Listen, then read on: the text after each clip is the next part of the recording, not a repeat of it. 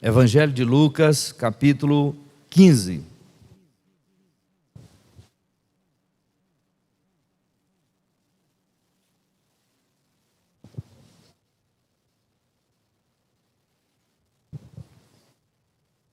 Eu quero ler a partir do versículo 25.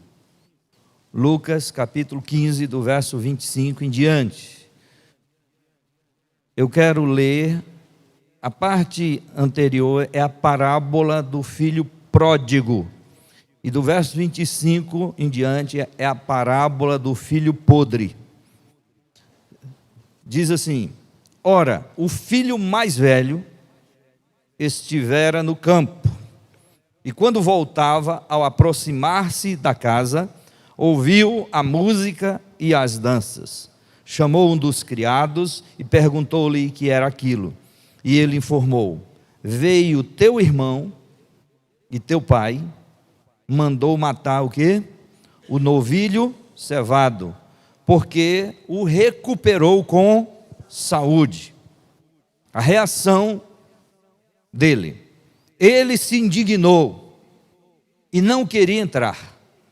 Saindo, porém, o pai procurava conciliá-lo, mas ele respondeu a seu pai: há tantos anos que te sirvo sem jamais transgredir uma ordem tua, e nunca me deste um cabrito sequer para alegrar-me com os meus amigos. Vindo, porém, esse teu filho, que desperdiçou os teus bens com meretrizes, tu mandaste matar para ele o novilho cevado. Então lhe respondeu o pai: meu filho, tu sempre estás comigo. Tudo o que é meu é teu. Entretanto, era preciso que nos regozijássemos e nos alegrássemos, porque esse teu irmão estava morto e reviveu, estava perdido e foi achado. Muito bem, meus irmãos, Jesus estava em uma certa ocasião, onde naquele ambiente estavam presentes publicanos, pecadores. Publicanos eram os cobradores de impostos, pecadores. Estavam ali também fariseus, que eram religiosos, e escribas, que eram aqueles que escreviam as leis. E naquela ocasião, Jesus é criticado, censurado, porque come, porque recebe publicanos e pecadores. E por conta desta censura e desta crítica, Jesus resolve contar 4 histórias, 4 parábolas. E a primeira parábola que ele contou foi da ovelha perdida. E ele conta então a história da ovelha que se perdeu, para ilustrar, para falar sobre o pecador que está perdido, distante. Depois ele conta a parábola da dracma perdida, para falar do pecador que está perdido em casa, perdido mais perto. Após essas 2 parábolas, Jesus conta a terceira parábola, que é a do filho pródigo e a do filho podre. A do filho pródigo conta a história do pecador que sai, que se perde lá fora. E a do filho podre, que é do pecador perdido em casa. Veja como tem muito a ver as 2 parábolas anteriores, que é a ovelha perdida no campo, fora, e a dracma perdida em casa. Nesta parábola é o filho perdido fora e o filho perdido dentro. Depois Jesus conta a 4ª parábola, que é do administrador, que é infiel. São 4 parábolas que Jesus conta. Nesta parábola aqui, eu quero me deter especificamente para falar sobre este filho mais velho, que eu chamei aqui a parábola do filho podre. Veja só, o texto nos diz que o filho mais moço chegou para o pai e pediu para que ele se antecipasse e desse a herança. E o pai fez isso. Mas se nós olharmos para o versículo 12, capítulo 15, versículo 12, quando o filho mais moço, pede a herança, nesta Bíblia não é tão clara como na King James, como na NVI, como na Bíblia atualizada, mas o texto diz assim: o mais moço deles disse ao pai: Pai, dá-me a parte dos bens que me cabe. Então ele pediu antecipadamente a herança. E o que foi que o pai fez? E ele lhes repartiu os haveres. Ou seja, o pai dividiu a herança, tanto para o filho mais novo, como para o filho mais velho. O pai repartiu a herança. O filho mais velho ficou em casa e o filho mais novo foi embora. Quando o filho mais novo retorna, depois de um tempo, veja que o texto diz, quando o filho mais velho retorna do campo e que escuta um barulho de música, ele pergunta para o servo, para o criado, que barulho era aquele. E aí ele diz: é que o teu irmão voltou. E como ele voltou com saúde, o teu pai está fazendo uma festa. E pegou o novilho gordo, novilho cevado, matou e está todo mundo em festa. O texto então diz que este filho mais velho fica indignado e não quer entrar na casa, não quer participar da festa, ele se recusa e fica.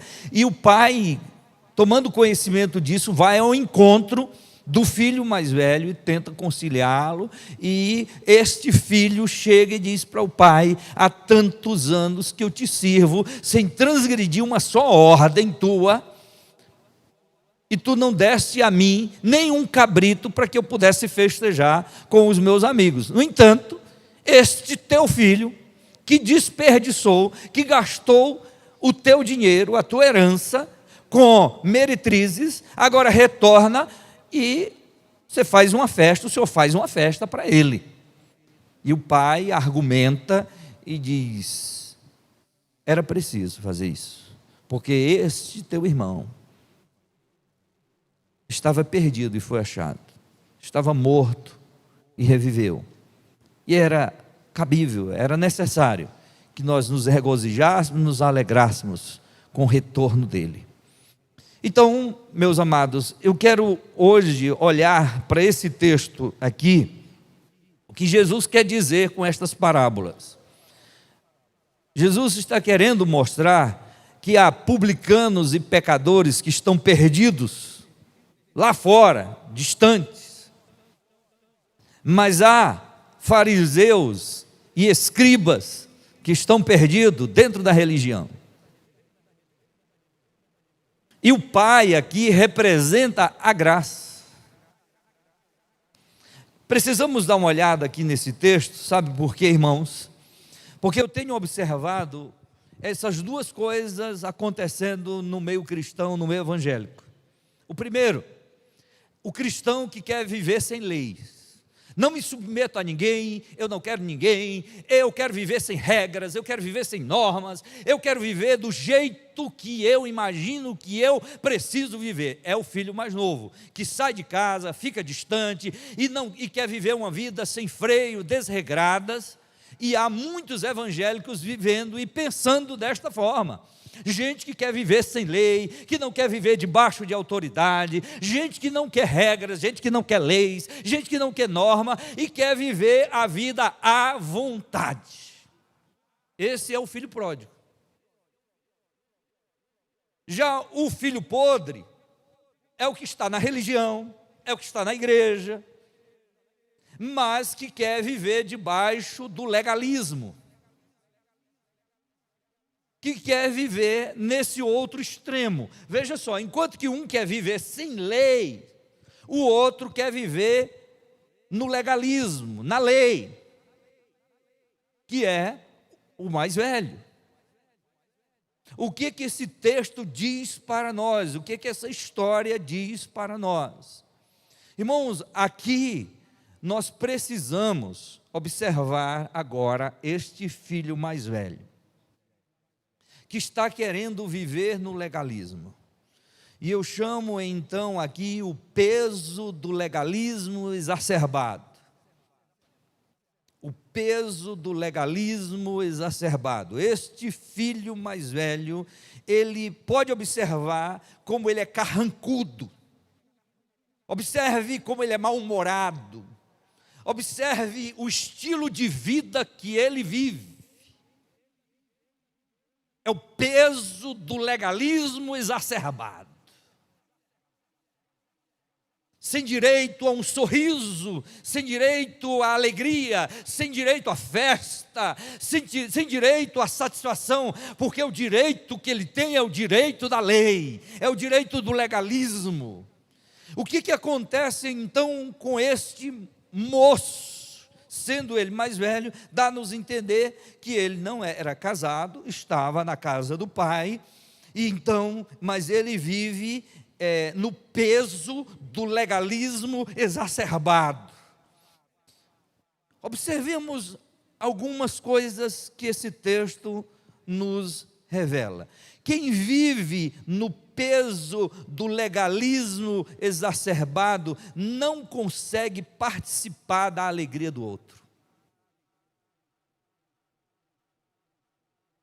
O texto nos diz que quando ele chega, que toma conhecimento, que há uma festa, que há uma alegria, no retorno do outro, ou seja, do seu irmão, do seu próximo, que é o irmão, ele não consegue se alegrar, porque o peso do legalismo exacerbado não consegue participar da alegria do próximo, da alegria do outro. Pode observar que as pessoas que vivem no peso do legalismo exacerbado, eles não conseguem se alegrar com a festa do outro, com a alegria do outro, ele não consegue participar com a festa do outro, com o sorriso do outro, com a vitória do outro, com o bem-estar do outro, com a conquista do outro. Isso é o peso do legalismo exacerbado. E as nossas igrejas estão cheias de pessoas assim. Elas não conseguem festejar a vitória do seu irmão, a alegria do seu irmão, a conquista do seu irmão, a aquisição dele. Não conseguem festejar. Isso é o peso do legalismo exacerbado. E este moço vive assim. Ele não consegue participar da alegria do próximo, do irmão. Segundo, irmãos, ele não vê com bons olhos a restauração do próximo, ou do irmão. Ele não vê com bons olhos. Olha o que ele diz: este teu filho, que gastou dinheiro com meretrizes, e agora volta. Ele não consegue, meus irmãos, ver com bons olhos esta restauração. E a notícia chega dizendo assim: porque ele voltou e ele chegou, recuperou com saúde. O filho voltou ruim, mas voltou com saúde. O texto assim nos diz.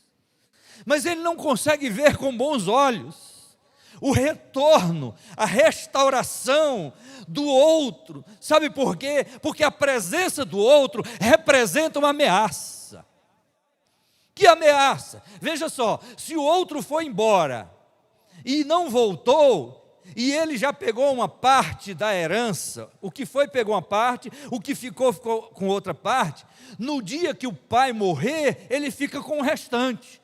Então, o retorno dele, ele não vê com bons olhos, porque essa restauração, esta volta, este retorno, vai tirar dele a parte que ele está olhando, a parte que ele quer. Então, esse retorno não é bom.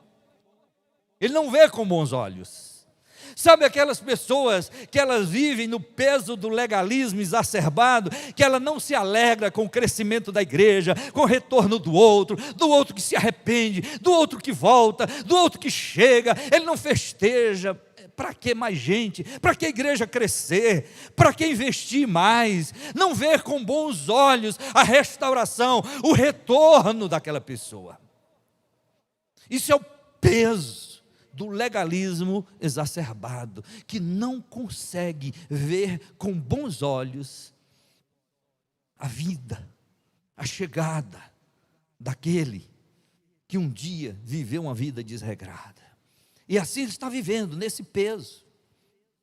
Não vê com bons olhos a restauração do outro. O outro é restaurado. O outro volta. Mas ele não tem bons olhos para isso. Observe, queridos, que há pessoas que nunca têm um bom olhar sobre o próximo. Ele sempre olha para o outro como sendo uma ameaça. É por isso que as igrejas evangélicas, elas sofrem muito, porque tem muita gente sempre vendo o outro como ameaça. Ih, rapaz, esse aí chegou, esse que entrou, será que vai tomar meu cargo? Será que vai tomar meu ofício? Será que vai tomar o meu lugar? E ele às vezes não vê com bons olhos o retorno, a presença daquele, porque quem sabe eu vou perder a oportunidade, mais uma oportunidade que a vida me oferece, de manter algo mais, eu quero algo mais. E às vezes a pessoa não vê com bons olhos a vinda daquele, porque aquele tem talento, porque aquele que está chegando é inteligente, é capacitado, porque aquele pode fazer algo mais, e às vezes aqueles crentes antigos se sentem ameaçados e não vê com bons olhos a chegada destes que vêm com alegria, que vêm, quem sabe, para fazer algo mais, que vêm com toda uma capacidade. E a pessoa diz: esse aí chegou e já não estou olhando muito bem. Sabe por quê? Sabe o que é isso, querido? É o peso do legalismo exacerbado em cima de algumas pessoas, que elas não conseguem ver com bons olhos aquilo que está acontecendo. O mau olhar é muito forte. Uma outra coisa que podemos observar nesse texto é que o pai, ele sai para o encontro do filho, porque o filho não quer entrar na festa, e o pai vai com a voz da pacificação, da conciliação, e quando ele chega lá, o que acontece com esse peso do legalismo exacerbado? É que não só ele não consegue participar da alegria do próximo, não só não vê com bons olhos a restauração do outro, mas não dá ouvido à voz da graça. O pai aqui representa a graça, e o pai chega lá com argumento, diz: olha, esse teu irmão estava perdido, e ele foi achado, ele estava morto, e ele reviveu. É a voz da graça. O pai chega ali graciosamente, mas o legalismo exacerbado, o peso do legalismo exacerbado, não consegue ouvir a voz da graça. Você já percebeu isso? Você já percebeu como nós gostamos de... Há uma classe evangélica que gosta de sermão duro, que gosta de sermão acusador, que inclusive no nosso contexto há pastores que fazem sucesso, porque eles são tidos como homens que condenam o pecado, que apontam o pecado, e eles conseguem falar de forma dura, e eles são aplaudidos por conta disso, enquanto que a graça suaviza, enquanto que a graça é muito leve. Quando esse chega lá, chega diferente, o pai que chega, e às vezes nós não conseguimos entender esta graça, então a voz da graça não é bem-vinda, a voz da graça não é ouvida, a voz da graça não é entendida, a voz da graça não é percebida, porque nós gostamos às vezes do peso do legalismo exacerbado. Eu quero que o pastor pregue sermão duro. Eu sou assim, eu gosto de palavra dura, palavra que machuca, que fere. Esta é a palavra. Aí nós entendemos que evangelho é isso. É aquele evangelho que vai dizendo: se você não se converter, vai para o inferno. Quantas vezes nós ouvimos isso? Esse peso do legalismo exacerbado. O pai se aproxima com doçura, com a voz da graça, mas ele não quer ouvir voz da graça, ele quer ouvir voz de lei. Se o pai chegasse e dissesse ali: você está com razão, vamos parar a festa, acabou a festa, porque a voz da lei diz que não haverá festa. A voz da lei está dizendo: filho, vá-se embora, vá viver a sua vida, procure outro lugar.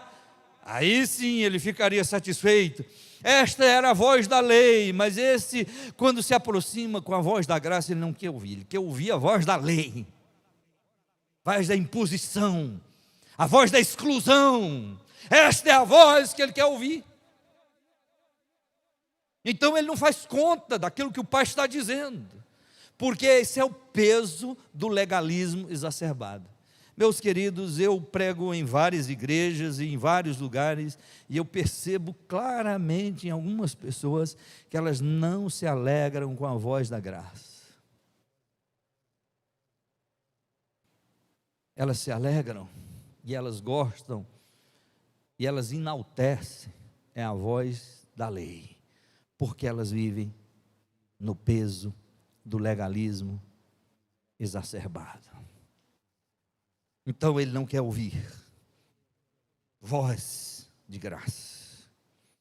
Agora, meus queridos, eu quero ainda considerar nesse texto que este filho, que vive no peso do legalismo exacerbado, ele tem algumas alegações, e eu quero que você preste atenção nisso. Toda pessoa que vive no peso do legalismo exacerbado, ela tem algumas alegações. E eu quero então dizer aqui 3 alegações nesse texto. A primeira alegação que ele faz aqui é que ele se vê como injustiçado. Ele se vê como injustiçado. Olhe para cá. Será que aquele pai foi injusto? Ele se vê como injustiçado. Irmãos, quando o filho mais moço disse e pediu ao pai antecipadamente a herança, o que foi que o pai fez? O pai repartiu a herança para os 2. Mas ele se sente o quê? Injustiçado. O pai foi injusto com ele. Observe que todos aqueles que vivem no peso do legalismo exacerbado, uma das alegações deles é que eles se sentem injustiçados. Este cargo era meu, essa coisa era para ser minha, e sabe, a pessoa tudo quer. Ele já tem a herança que o pai deu, mas ele quer ainda ficar com o restante do pai, e ainda faz uma reclamação dizendo: porque todos estes anos eu tenho trabalhado. Olha aí, olha a alegação dele: isso é uma injustiça, tenho trabalhado todos estes anos sem transgredir uma só ordem. Eu estou aqui perto do Senhor de dia e de noite, estou enfrentando sol e chuva, estou aqui. É como se ele dissesse o quê? Isso é uma injustiça do Senhor. Observe, meus queridos, como há centenas de crentes dentro das nossas igrejas se sentindo injustiçados. Com quem? Com Deus.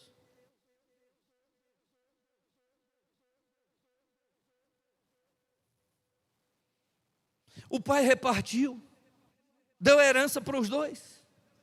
O pai foi injusto, mas ele está vendo o pai como injusto.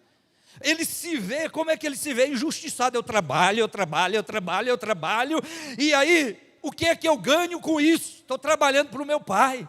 E um bocado de evangélico, e um bocado de crente pensa desse jeito: eu dou meu dízimo, eu dou oferta, eu vou para a igreja, eu faço isso. Irmão, coitado desses crentes, é um peso monstro. Meu Deus, todo domingo eu estou na igreja, eu estou na escola dominical, eu vou para culto de oração, eu faço isso, e o que eu ganho com isso? O que é que Deus me dá com isso? Olha, eu faço jejum, eu faço oração, e aí a gente faz as nossas alegações diante de Deus, e aí a gente acha que Deus é injusto, porque Deus não está dando aquilo que a gente gostaria. Nós somos os injustiçados da vida. Você já parou para pensar quanta coisa Deus já lhe deu? Deus, ali naquele caso, Ele já deu uma parte da herança, e o sujeito ainda está se sentindo injustiçado. E não é assim não com a gente? Quantas vezes a gente se sente injustiçado com Deus? Quanta coisa Deus já nos deu, mas nós nos sentimos, essa é uma das alegações, ele está se vendo como injustiçado. Outra coisa, ele não só se vê como injustiçado, mas ele se sente também desmerecido.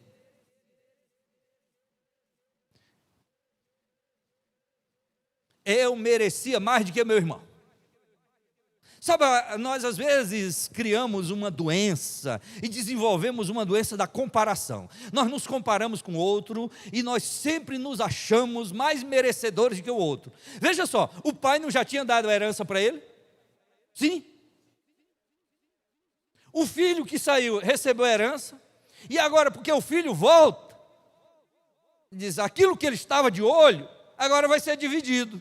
Então, ele se sente desmerecido agora, com o retorno, porque o pai está dando uma festa e matou logo o quê? O boi cevado. Irmãos, o que é interessante é que tem sempre gente para atiçar.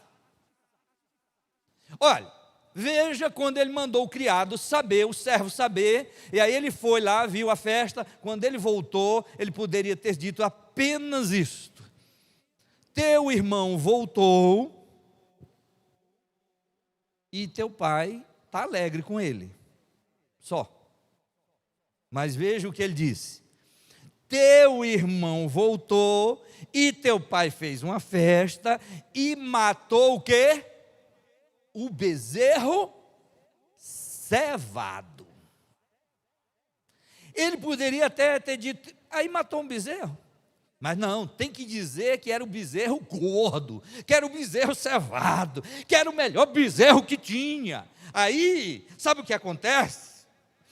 Esses anos todos que eu estou trabalhando, não deste um cabrito para mim, agora dá para o outro o bezerro cevado. Você já viu que no nosso meio sempre tem um para atiçar mais o fogo? A gente já está mal, aí chega um lá, em vez de dar a notícia assim, bem arrumadinha, não.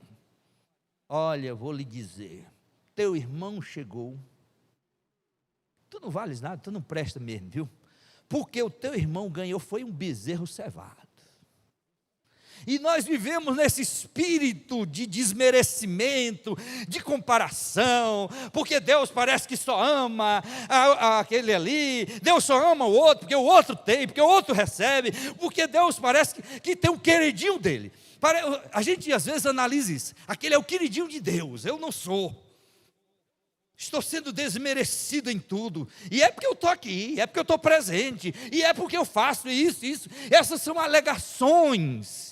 Então, querido, ele não só se vê como injustiçado, mas ele se sente, irmãos, depreciado, desmerecido, nenhum cabrito. Tu me deste.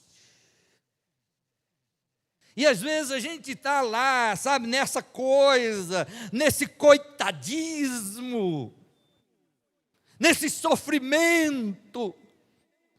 E o legalismo exacerbado faz a pessoa se ver assim. Ela se vê como um injustiçado, mas se sente um coitado da existência. Eu sou coitado da igreja mesmo. Eu vejo isso, vejo gente na igreja que é assim, é o coitado da igreja. É o miserável da igreja. Tudo é para os outros. Faz aniversário para os outros, mas faz para mim. Dá presente para os outros, mas não dá para mim. Chamam para jantar na casa dos outros, não me chamam. Tudo para os outros. Agora para mim, não. Nem um cabrito me dá.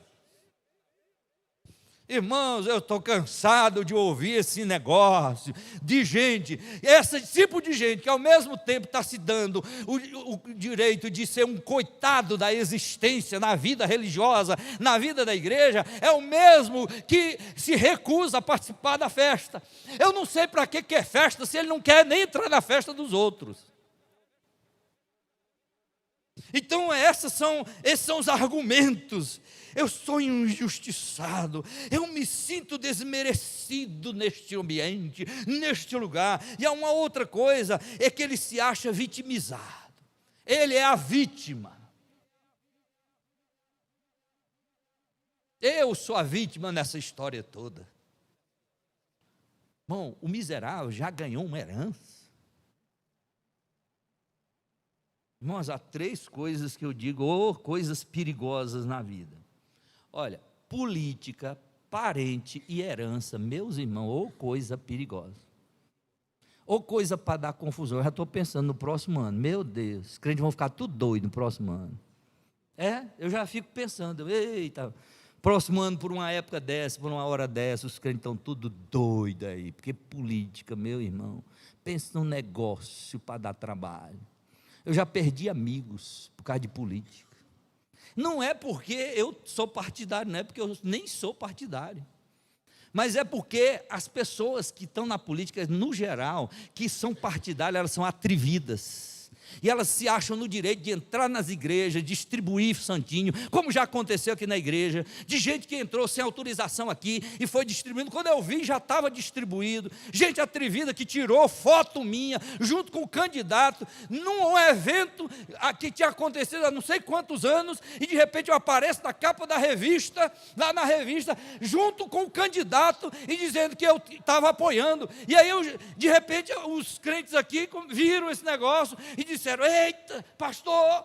Eu disse: não, meu irmão, isso aí foi um evento, foi um café que a gente tomou lá, mas pegaram a minha foto e botaram lá. Irmãos, mas pense num negócio complicado, é política. E outra coisa complicada é parente. Bicho para dar trabalho é parente. Não sei os parentes de você, mas os meus irmãos. Não, nem vou falar dos meus, não. Eu vou falar dos parentes do pastor Otávio. Os parentes do pastor Otávio, meus irmãos, negócio para dar trabalho é parente. Olha aqui o parente. Está vendo o parente aqui? Olha o filho aqui dando trabalho. O pai tem um filho, um que sai, graças a Deus que um chegou. Aí quando um chega, o outro não quer entrar. Me ensina um negócio para dar trabalho. É filho, é parente. Esse povo dá um trabalho, meu irmão. E ainda tem mais um negócio: herança. Coisa para dar trabalho. Sempre tem um que quer mais. Não sei que miséria é esta, mas sempre tem um que quer mais, acha que tem mais direito, acha que pode mais. Meus irmãos, é um negócio sério. E está aqui o exemplo, é assim: olha, o camarada está lá e ele quer mais, ele já ganhou o direito dele, a herança dele antecipada, mas ele quer mais. Aí, como não tem, ele é a vítima. Eu sou a vítima. O Senhor faz tudo pelo outro. É o queridinho. Agora eu sou a vítima. Só trabalho nesta casa. Eu vejo um bocado de mulheres assim: só trabalho nesta casa. Tudo é eu, tudo é eu. Aí os maridos que trabalham fora, aí se fizer um convite para ele lavar o prato, ele não lava, porque também, mas eu passo o dia todo trabalhando. Irmãos, eu até provocado uns maridos aqui, porque eu lavo prato, sabe? E eu descobri uma coisa interessante: só pessoas importantes lavam prato. Quer ver? Silvio Santos lava prato, pastor Jeremias Pereira lava prato, pastor Erivaldo lava prato. Pessoas importantes lavam prato. Eu descobri isso recentemente. Então, você que não é importante, não lava prato não, mas eu sou importante, então eu lavo prato. Mas nós temos às vezes aquela vitimização: porque eu trabalho, eu faço,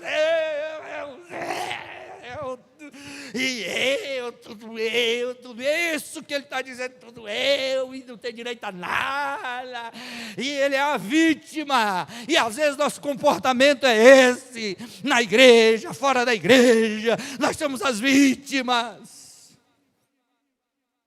Essas são as alegações do peso do legalismo exacerbado. Meus irmãos, quem vive nesse peso desse legalismo exacerbado precisa entender que esse legalismo traz umas implicações para a vida e para a existência. Primeira implicação que eu quero deixar para você, quem vive nesse legalismo exacerbado. Quem vive nesse legalismo exacerbado está implicado em quê? Não vive a alegria de filho. Este moço nunca viveu a alegria de filho. Ele vive na casa do pai, mas como escravo, como servo.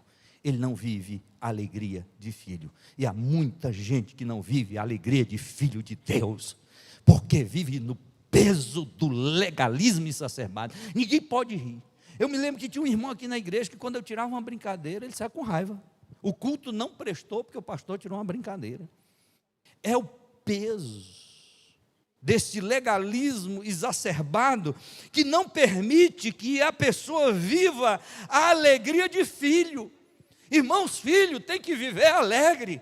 Ou os seus filhos não vivem assim? Alegria, menino correndo, a alegria de filho. Não, tem gente que diz, oh miséria, eu ser filho. E vive como escravo, não tem a alegria de filho.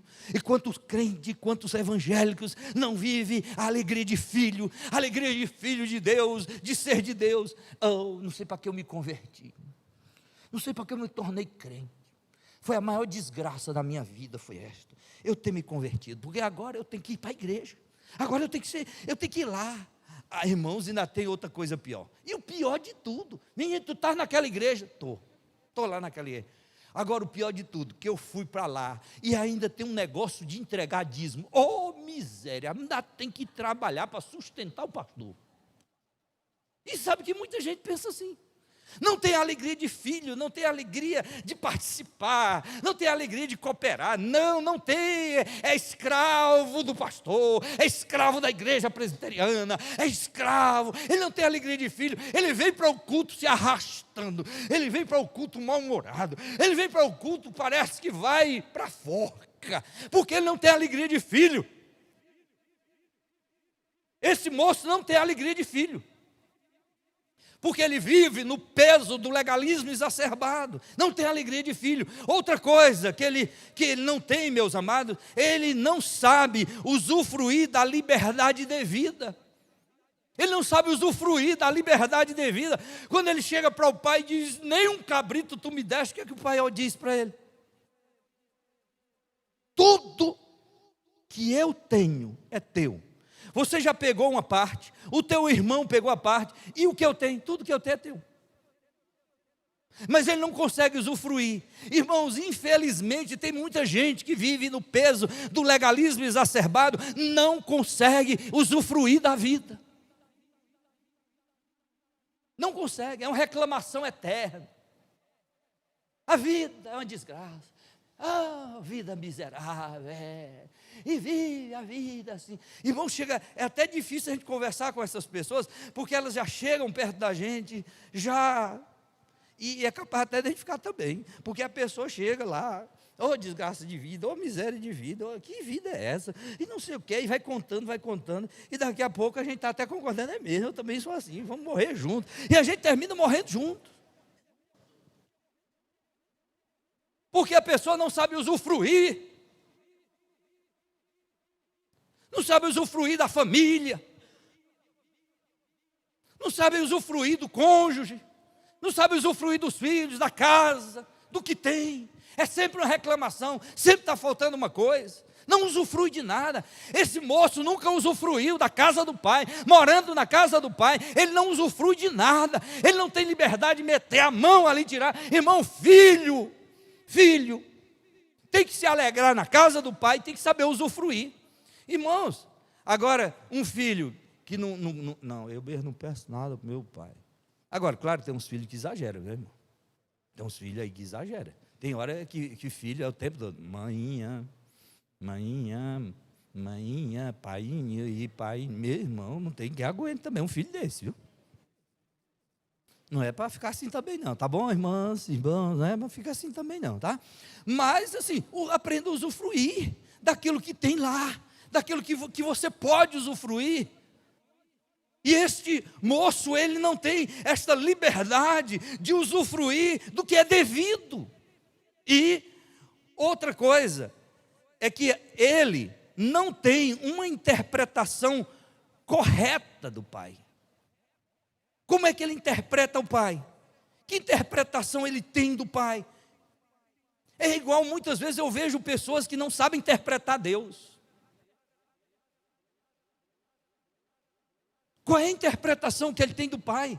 É que o pai tem 2 pesos e 2 medidas, que ele favorece só um, essa interpretação que ele dá. E quanta gente tem essa interpretação de Deus? Deus só favorece a uns, Deus só dá para uns. Essa interpretação daqueles que vivem o peso do legalismo exacerbado. Então, como eles interpretam Deus assim, aí eles não conseguem viver um relacionamento profundo com Deus, não conseguem viver a intimidade com Deus. Deus fica distante, o sujeito está na casa do pai, mas está distante do pai. Ele está na casa do pai, mas não tem o calor do pai, porque ele não se aproxima do pai.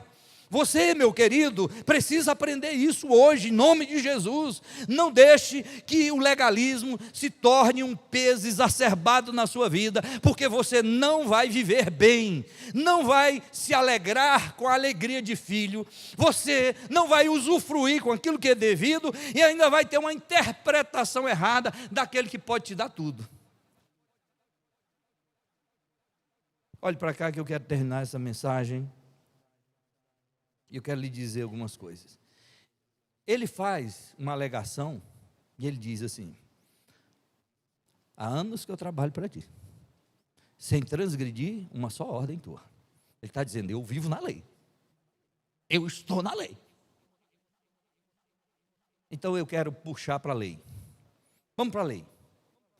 Primeiro problema é que a lei diz: honra teu pai e tua mãe. Provérbios 20, versículo 21 diz que aquele que tem a herança antecipada não será abençoado. No fim não vai dar bem esse negócio. Então veja só, ele desonrou, ele já quebrou um mandamento, porque ele desonrou o pai.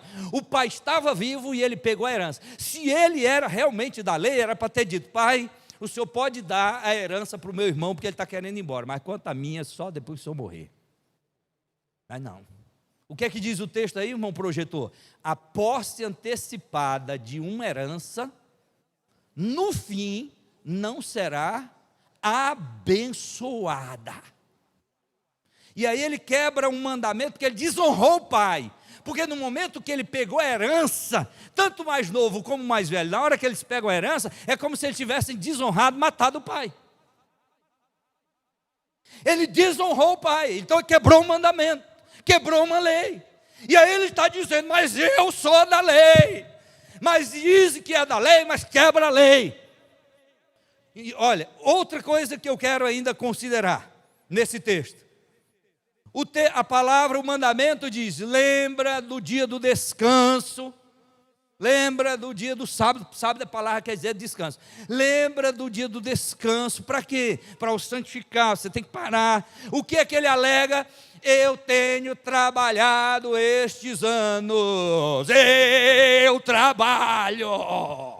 Então ele está quebrando um mandamento do Senhor. Irmãos, Deus disse que todo ser humano precisa descansar, todo boi, todo jumento, todo animal tem que ter um dia de descanso, e ele alega: tenho trabalhado. É muita gente nesse mesmo perfil aqui, dizendo: eu trabalho, eu trabalho, eu trabalho, aí vive nesse peso, e aí já chega pesado, mal-humorado. Irmão, já quebrou o mandamento, ele desonrou.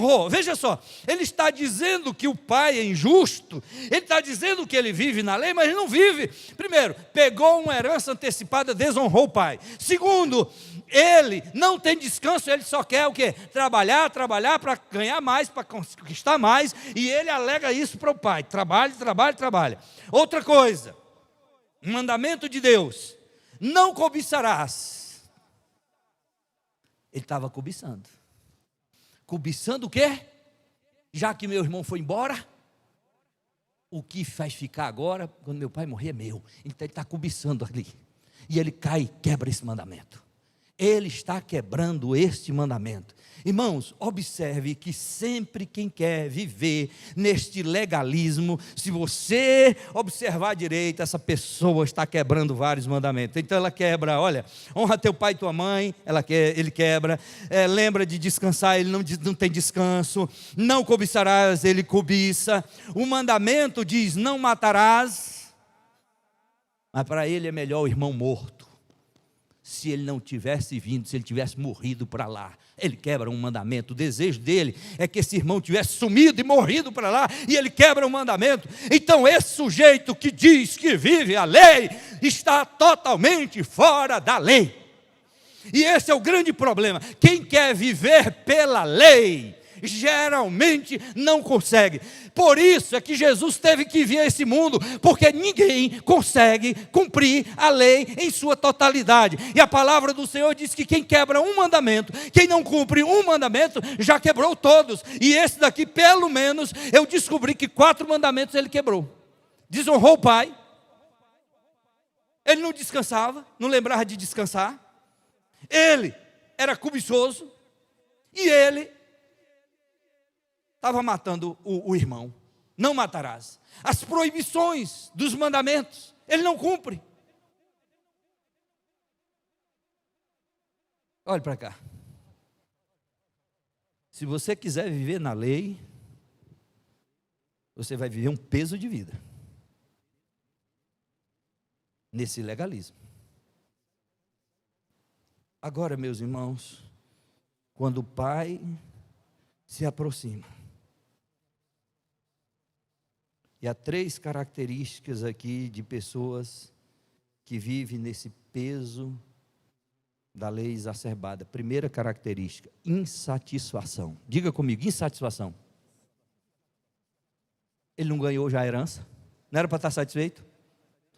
Toda pessoa que vive no peso do legalismo exacerbado vive insatisfeito. Não há igreja que satisfaça, não há pastor que satisfaça, não há pregação que satisfaça, não há ambiente que satisfaça, não há família que satisfaça, não há esposa que satisfaça, não há esposo que satisfaça. Há uma insatisfação eterna na vida dessa pessoa.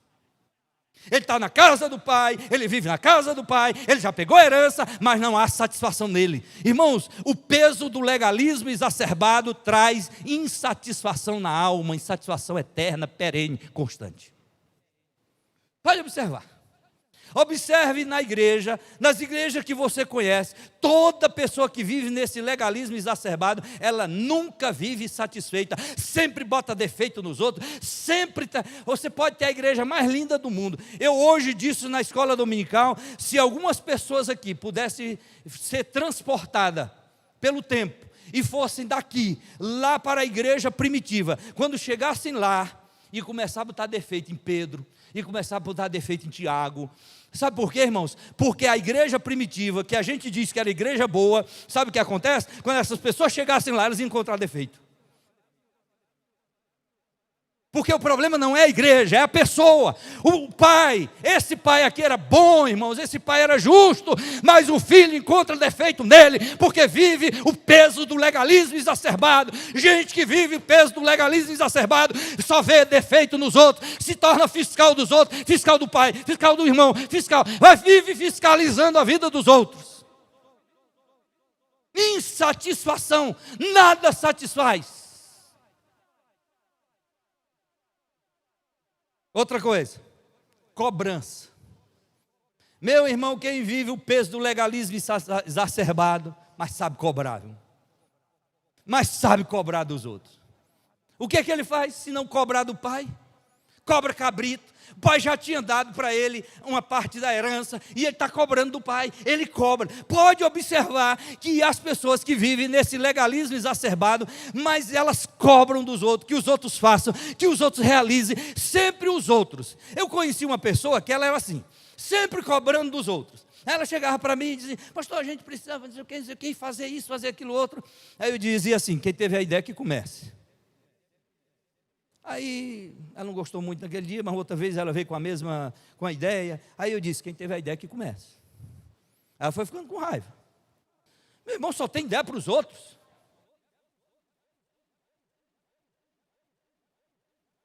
não entra, não faz, não realiza. Então eu fui dizendo, quem teve a ideia que comece.